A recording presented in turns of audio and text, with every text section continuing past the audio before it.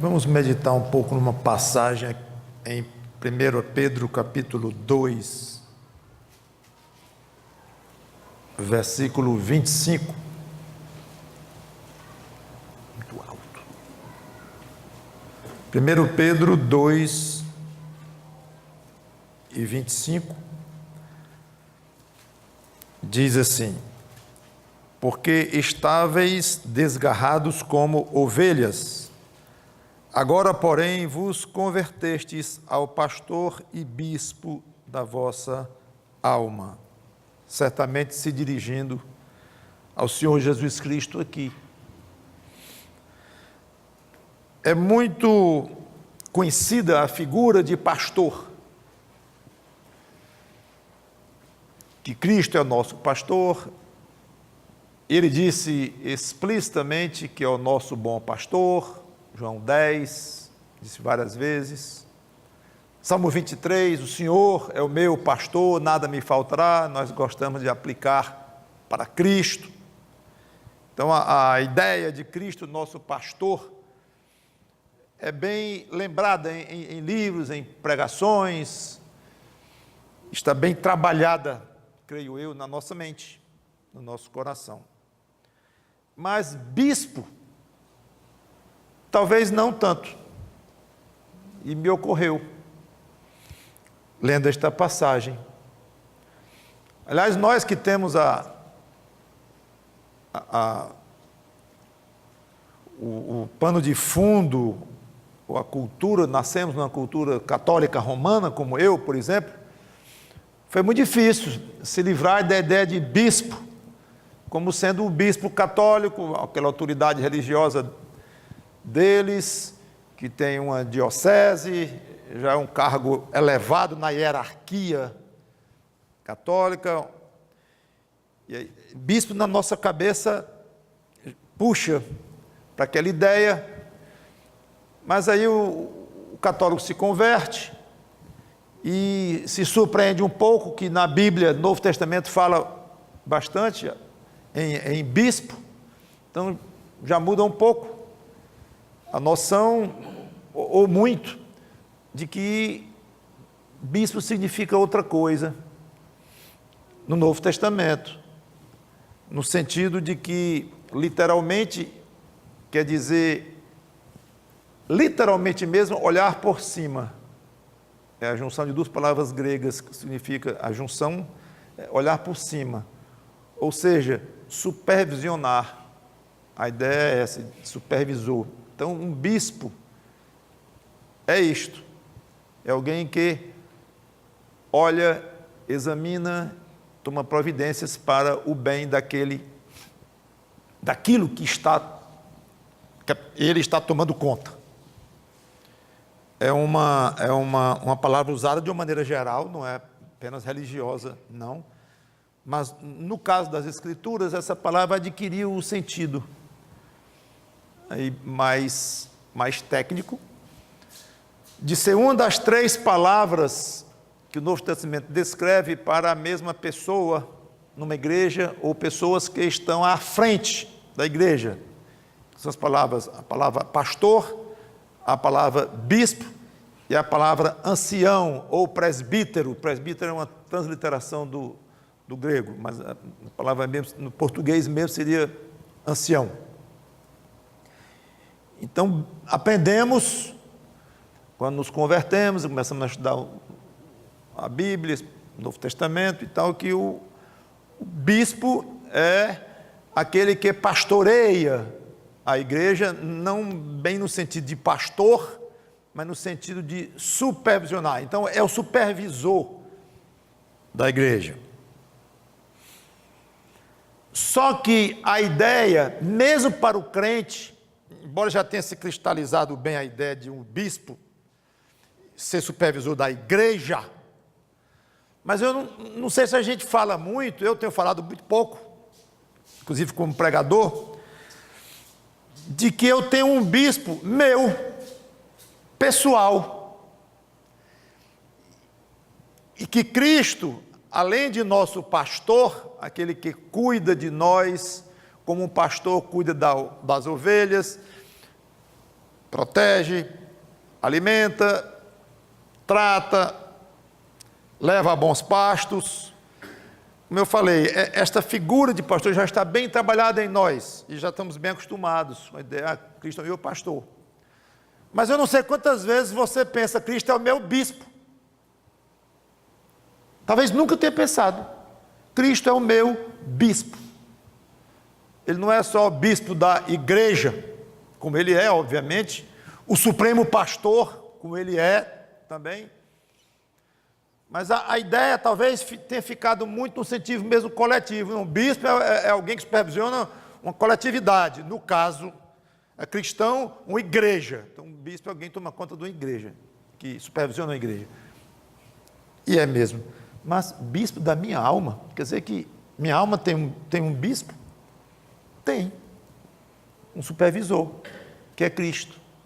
Esse minha alma aqui você pode tomar como o seu ser, mesmo que dê um peso maior para o aspecto espiritual, mas não exclui o seu corpo, não é só a questão imaterial, não, mas é você inteiro. Então, a primeira coisa que eu quero falar, duas coisas. A primeira é esta: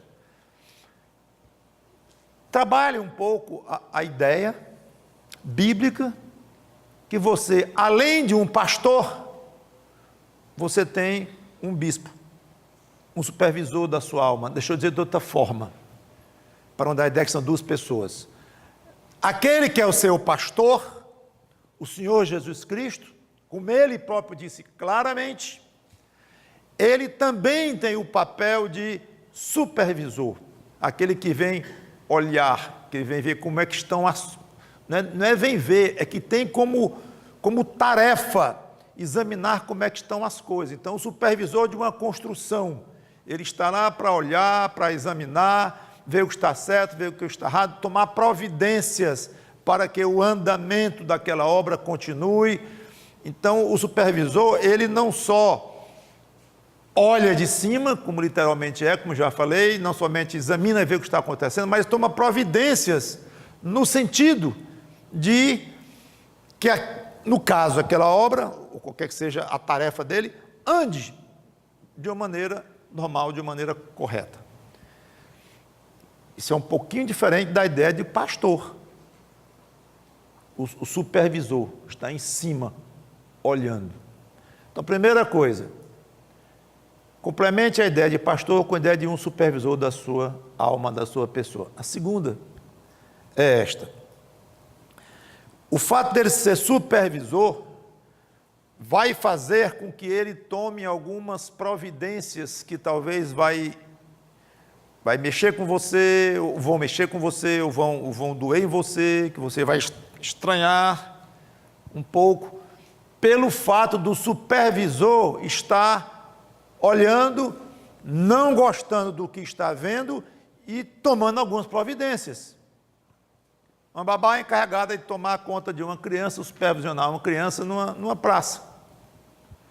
Então ela vê um cachorro chegando perto, ela vai tomar providências, ela fica perto da criança, o afasta, veio uma ameaça externa, então como supervisora daquela criança, ela vai tomar providências para que aquela ameaça externa não venha a fazer algum mal à criança.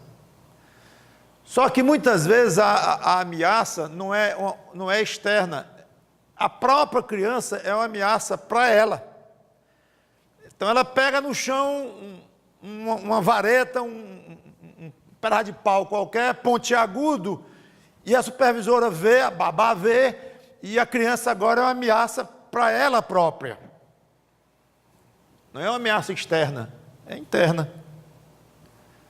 Só que ela não vai ficar só olhando, e a mãe chega, a criança já está toda arranhada, diz: não, a senhora mandou eu olhar a criança, eu olhei. Não é para olhar? Eu olhei. Supervisionar? Eu supervisionei. Eu sabia do perigo que ela estava correndo, mas eu olhei, era meu papel. Não, o seu papel era olhar e tomar alguma providência. Uma babá com um mínimo de bom senso vai tirar o graveto daquela criança que está ameaçando. Só que a criança vai estranhar, ela vai achar ruim, porque ela quer brincar com aquilo que agora é um brinquedo. Para a criança, qualquer coisa vira brinquedo rápido. Então ela quer brincar, e a babá vai acabar tirando mesmo e tomando, e ela vai chorar, vai espernear, vai achar ruim. Muitas vezes na nossa vida, nós estamos esperneando, chorando, achando ruim, porque o nosso supervisor viu e disse: você vai fazer o mal a você próprio. Assim não, eu não quero assim. E tira o que nós estamos fazendo com nós mesmos, e nos priva daquilo, e nos dá lições, e de alguma forma providencia para que nós não corramos mais risco, ou sempre visando o nosso bem.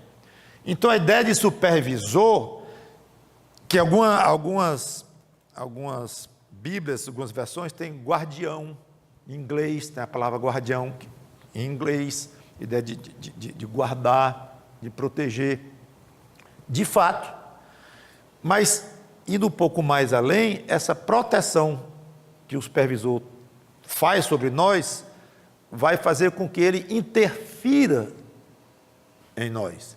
E o que parecia estar muito gostoso para nós, o nosso bem-estar, está legal, uma criança brincando no parque, pegou lá o pauzinho, já ia brincando, tudo muito gostoso, muito legal, de repente ficou tudo ruim, porque veio alguém, aquela moça chata, e tirou, e fez questão, não deixou de jeito nenhum, e estragou a tarde para a criança. A supervisora dele estragou tudo, estava tão bom. Então vamos nos acostumar com o fato de que nós temos um supervisor, dá graças a Deus por esse supervisor, por esse bispo, que toma conta da nossa alma, está sempre interessadíssimo no nosso bem-estar. Então isso nos faz sentir protegidos. Tudo bem, mas algumas vezes em que a sua vida vai parecer mexida, e a sua tarde no parque ficou meio sem graça, porque apareceu doença, porque apareceu problema, apareceu contratempo, apareceu demissão, apareceu coisas que estão lhe incomodando bastante. Pode ser a atuação do seu supervisor. Está tomando conta para que você não faça mal a você próprio. Isso deve nos levar a reagir de uma maneira mais serena, mais humilde e mais contemplativa com os nossos problemas. Nós somos muito imediatistas, e cada vez mais, porque a velocidade das coisas está aumentando, a velocidade dos computadores, dos aviões, tudo vai aumentando de velocidade. Então a gente quer rápido, há um desconforto, remédio rápido, médico rápido, e só pensa em ficar bom, só pensa em pular de médico ou de remédio, e muitas vezes nós poderíamos ser muito mais contemplativos com os nossos problemas. Como é isto? Mesmo procurando a ajuda da medicina e tudo, mas com o coração mais calmo, e pensando assim: por que eu estou passando por isso? Ou mesmo que não tenha uma resposta exata, o que eu posso aprender disto? O que meu pastor quer de mim? O que meu bispo quer de mim? Está querendo o bem da minha alma? Isso vai ter algum bem. Se for passar uma semana doente ou um ano, ou se meu prejuízo na minha empresa vai ser pequeno ou me levar à falência, não sei, mas Ele quer o meu bem. E eu estou precisando disto. E encarar dificuldades desta forma, mais serenamente. Mesmo, repito, procurando o que a ciência, a medicina e o bom senso, o que nós temos para tomar providências aqui no mundo, na nossa vida. Assim, iríamos acabar em cima de uma rede, sem fazer nada, só esperando chegar a hora de ir para o céu. Não teria sentido. Então não é que nós não vamos procurar médicos ou remédios ou coisa assim, ou providências de uma forma ou de outra, procurar justiça para um caso que estão contra nós, não é isso. Mas o nosso coração mais quieto e pensando, Senhor, me ajuda a entender algumas coisas da minha vida, corrigir outras. Se eu estava com algum graveto na mão que estava ameaçando furar meu olho, tu tivesse que arrancar, me ajuda a te entender melhor, me ajuda a aceitar melhor essas correções que tu faz na minha vida, essas interferências, porque é tudo para o meu bem. Irmãos, se nós conseguirmos isso, a vida vai ser muito mais agradável. Vou dizer até de outra forma, menos doída e menos sofrida do que ela já é. Graças a Deus que temos um bispo, um supervisor que morreu por nós e que é muito, muito, muito o nosso bem. Mesmo que para isso tem que mexer um pouco com a nossa vida e nos fazer chorar algumas vezes, mas é para o nosso bem. Louvado seja esse nosso bispo, bispo da nossa alma. Vamos orar. Obrigado, Senhor Deus, pela Tua palavra, por esse pastor maravilhoso que é o nosso bispo maravilhoso, o Senhor Jesus Cristo. Obrigado por este papel, esta função na nossa vida que Ele desempenha tão bem, tão maravilhosamente, tão docemente, tão graciosamente e às vezes com um certo rigor que nos leva ao choro, ao desespero, mas pela nossa fraqueza, nunca pelo excesso de dureza dele, nunca por uma raiva dele, algo destrutivo de nos vingar. Não. Se nós sofremos pelo sofrimento e lamentamos e lamuriamos, é porque nós somos fracos e não entendemos bem o trabalho maravilhoso desse pastor, desse bispo da nossa alma, na nossa vida. Obrigado por ele. Em nome do Senhor Jesus Cristo, te agradecemos e pedimos. Amém.